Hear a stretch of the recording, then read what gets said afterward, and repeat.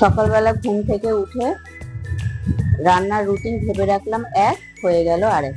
So hello everyone, এই প্যাচ প্যাচে ওয়েদারে তোমরা সবাই কেমন আছো প্লিজ কমেন্ট করে জানিও।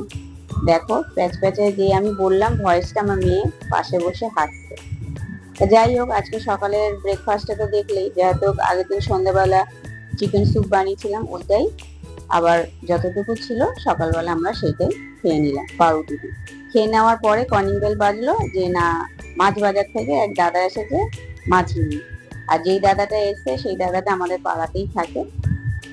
ভাই ফোন করে দিয়েছে, মাছ দিয়ে গেছে। কি মাছ? না চিংড়ি মাছ। থেকে কিন্তু এর আগেও চিংড়ি মাছ ছিল, আবার এই এতগুলো চিংড়ি মাছ পাঠিয়েছে। তা ওই আর কি দেখে মাথা গরম হয়ে গেছে। যাই হোক, তারপর এই যে আমোদি মাছ দেখছো, এই আমোদি মাছ মা অনেকদিন আগেই এনে রেখে দিয়েছিল ফ্রিজে। মা ভাবছিল একটু ফ্রাই করে খাবে, তাই আমাকে বললো। তা আমি বললাম মা তুমি একটু কেটে ধুয়ে নুন হলুদ আর লঙ্কার গুঁড়ো মাখিয়ে রাখো।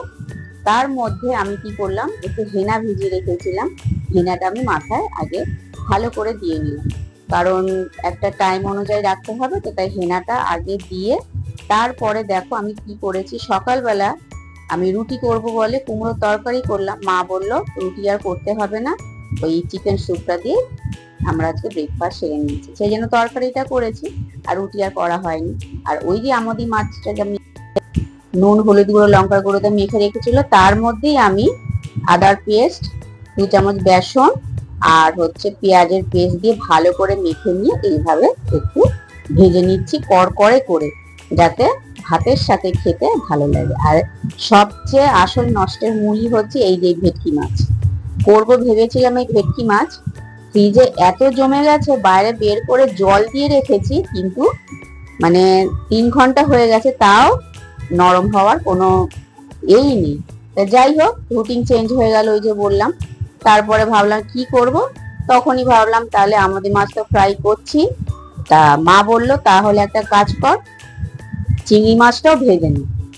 দুপুরবেলা চিংড়ি মাছের আর ঝোল করার কোনো দরকার নেই, ওই আমদি মাছ যেটা ভাজা হলো সেইটা হবে, চিংড়ি মাছ ভাজা হবে, আর বরবটি ছিল সেইটা একটা চিংড়ি মাছ দিয়ে তরকারি করব।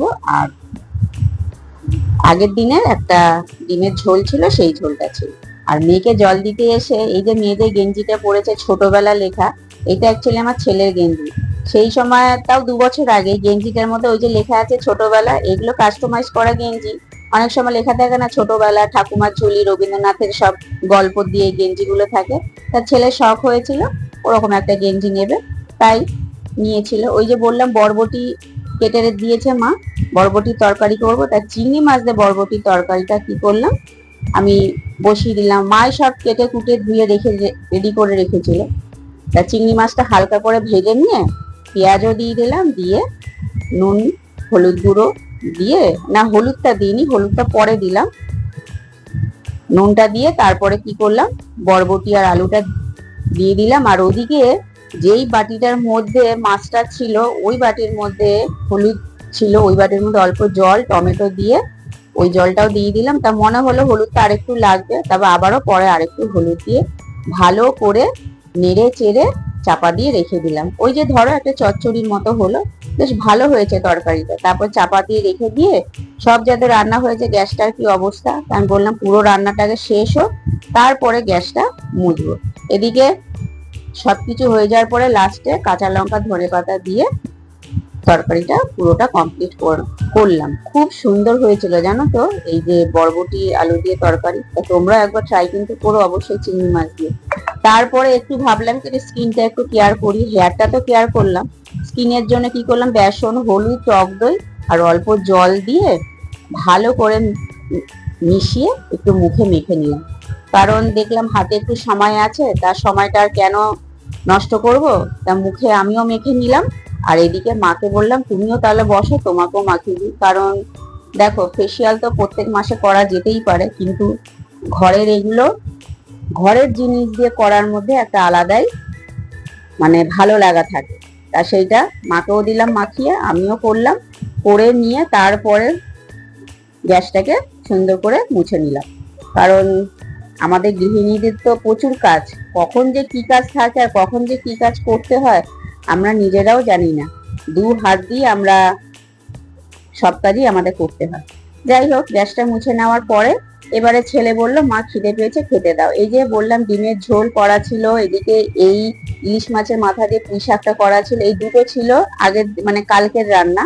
আর এই যে বরবটি, আলু আর চিংড়ি মাছ দিয়ে করেছি, এই তরকারিটা আজকে করেছি, দুভাগে করে নিয়েছি। আর আর ওইটা ডিমের কারিটা অল্প ছিল। আর এই যে আমুদি মাছ ফ্রাই আর চিংড়ি মাছ ফ্রাই, এই ছিল আজকে আমাদের দুপুরের মেনু। তারপরে ছেলেকে বললাম তুই তাহলে আয়, তোকে খেতে দিয়ে তারপরে আমি স্নান করতে যাব। তা ছেলেকে খেতে দিলাম, খেতে দিয়ে ও চলে আসলো।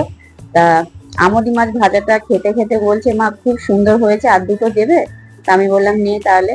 তো ওকে দিলাম, অনেকগুলোই করেছিলাম। তারপর ওকে খেতে দিয়ে থালা ধুয়ে আমি এবার স্নান করে ছাদে চলে গেলাম। তা দেখো তো, হেয়ারও কেয়ার করলাম, ফেসও কেয়ার করলাম, তা ভালোই হলো আজকের দিনটা। এরপরে আমি খেতে বসে গেলাম, কারণ মেয়ে তো পুজো দিয়েই দিয়েছে, পুজো দিয়েও খেয়ে নিয়েছে, তাই আমিও খেতে বসেছি। আর মা হচ্ছে খেতে বসবে, মাকেও ভাত দিয়েছি। তাই খেতে খেতে আমুদি মাছ ভাজারই আর কি গল্প করছিলাম। সুন্দরবনে যখন গেছিলাম না, তখন এই আমুদি মাছ ভাজা খেয়েছিলাম, খুব সুন্দর হয়েছিল। আর ওখানে তাই তোমাদেরও বলছি, যারা এখনো সুন্দরবন যাওনি অবশ্যই যাও, গিয়ে ঘুরে আসো, কারণ ওখানকার খাওয়া দাওয়া খুব ভালো। তাহলে চলো, ব্লগটা এখানে শেষ করলাম। তাহলে এখনকার মতো টাটা।